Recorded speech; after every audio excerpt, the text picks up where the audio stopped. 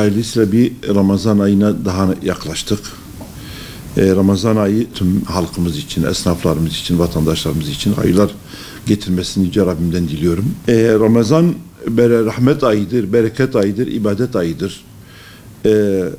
İstiyoruz ki esnaflarımız bu rahmet ayında, bereket ayında, yani o kötü imajda Ramazan gelince esnaflar her şeyi yükseltiyor, fiyatlarını artırıyorlar.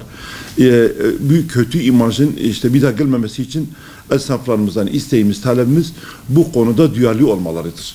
Yani fiyat artışına gitmemeleridir, fiyatları makul tutmalarıdır. Onun için yani biz bu ayı rahmetle, bereketle geçirelim inşallah.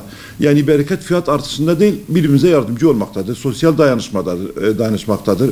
Bu hem manevi olarak hem maddi olarak da inşallah bu faydamıza olacaktır. Halk muzdariptir. Geçim sıkıntısı bayağı zor olmuş. Bu konuda hepimiz birbirimize yardımcı olmamız lazım. İnşallah biz esnaflarımız da duyarlıdırlar. Esnaflarımızdan bunu bekliyoruz. Ramazan'da yardımlaşmayı öne çıkarmamız, merhamet etmeyi bir öne çıkarmamız lazım ki Allah-u Teala da bize merhamet etsin. Esnaflarımızdan Ramazan ayına özel, Ramazan bereketi için, Ramazan ayı hayri için, yani ibadet ayı olması hasabıyla istiyoruz ki kampanyalar yapsınlar. Bizim halkımızla daha rahat istediği şeye ulaşabilsin. Yani maddi gücü düşük olanlar o istediği şeye daha rahat ulaşabilsin, daha sahip olabilsin, alabilsin diye.